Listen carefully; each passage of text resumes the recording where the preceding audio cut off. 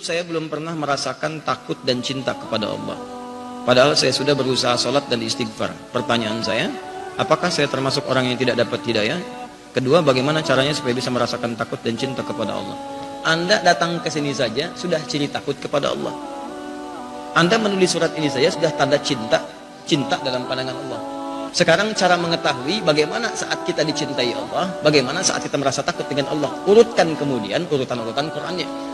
Urutan pertama misalnya Quran surah ke-35 ayat 28. Paling kanan agak ke bawah sedikit. Ya, kata Allah, innama yakhsyallaha min ibadihi ulama. Sungguh orang-orang yang takut kepada Allah itu karangan orang-orang ulama, orang berilmu. Ulama itu jamak dari kata alim, punya ilmu. Untuk datang kemudian mendapatkan alim, untuk mendapatkan predikat alim, datanglah ke majlis ilmu. Anda sudah datang ke majlis ilmu, begitu Anda datang dapat ilmu disebut alim, jamaknya ulama. Nah, orang yang punya ilmu itu cirinya mulai takut dengan Allah Subhanahu wa taala.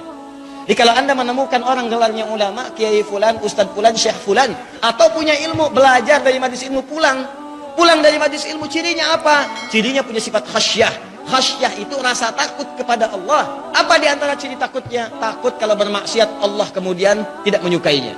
Takut kalau berbuat Allah tidak ridha. Makanya kalau sudah ada ciri ini, misalnya takut berbuat maksiat, maka ini pertanda Anda sedang dekat dengan Allah Subhanahu wa taala. Mau bicara takut keliru, takut kasar, takut jadi olok-olok, gitu kan? Yang tidak pada tempatnya, Kalau berbuat takut salah menurut Allah. Kalau berjalan takut kalau salah langkah, sehingga jalannya teratur, bagus, baik.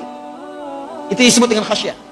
Makanya saya sering katakan, kalau Anda ikut majlis ilmu, tidak merubah Anda lebih dekat dengan Allah. Masih senang maksiat, kan?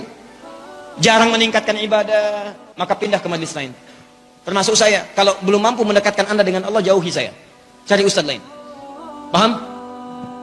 Termasuk, mohon maaf, kalau ada orang gelarnya alim, ulama, kiai, habib, ustadz, siapapun dia, misal ya. Tapi perilakunya lebih mendekatkan dia kepada maksiat. Maka ini penting dipertanyakan. Kata Quran dia bukan ulama. Karena ulama itu cirinya khasyah. Yang kedua, orang yang takut dan dicintai Allah adalah orang-orang yang senang bertaubat. Istighfar. Makanya ketika ada orang taubat dari kesalahan seperti ini nih, dia nanya pengen berubah. Beliau bertanya pengen berubah, artinya kan pengen taubat. Pengen mendekat, pengen menjauhi.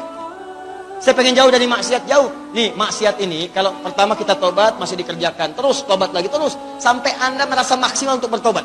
Terus berjuang. Datang lagi, perangi lagi. Datang lagi, perangi. Jangan putus asa dalam taubat. Jangan putus asa dalam taubat. Nih, Anda pengen taubat malam ini, tangisi. Belum bisa menangis, besok menangis. Belum bisa menangis, lusa menangis. Belum bisa menangis, tangisi diri Anda yang belum mampu menangis. Sampai Anda bisa nangis, maksimalkan. Sampai Anda wafat di hadapan Allah dalam keadaan sedang bertobat. Sampai wafat, berjuang. Begitu Anda wafat, datang ampunan Allah. Seperti orang yang pernah bunuh 100 orang itu. Dia pergi ke majlis ilmu, di jalan dia taubat. Taubat. Astagfirullah, saya salah. Istighfar. Salah sampai wafat, belum nyampe ke majlis ilmu, cuman dia taubat. Wafat dalam keadaan bertaubat. Maka turun ayat itu yang Quran surah kedua ayat 222 di ujung ayatnya. Innallaha yuhibbut tawwabin. Allah mencintai orang-orang yang senang taubat. Begitu Allah cinta pada seseorang, turun Quran surah ketiga ayat 31. Yuhibbukumullah wa yaghfir lakum dzunubakum. Ketika Allah mencintai kalian, yang pertama dilakukan mengampuni semua dosa kalian. Makanya kalau sudah dekat dengan Allah, dicintai Allah, maka dia akan dijaga oleh Allah dari perbuatan dosa. Ciri orang yang diampuni dosa, maka dijaga perbuatannya untuk tidak berbuat dosa. Misal, mata ini tobat dari maksiat, diampuni dosanya di mata, maka mata ini nggak akan dipakai maksiat lagi. Jadi kalau Anda bertobat, mata masih dipakai maksiat, artinya maaf, belum berubah mata ini. Ayo ikhtiar lagi, tobat lagi. Lisan tobat dari ghibah, dari hal yang kotor, tobat. Tapi belum mampu keluar dari itu, pelan-pelan tobat lagi sampai selesai ini. Nanti kalau tobatnya sudah sempurna, maka dari ujung kepala sampai ujung kaki akan dijaga oleh Allah dari perbuatan maksiat. Enak hidupnya itu. Ya, jadi yang dipikiran tuh enak aja, enak. Ini nggak mudah.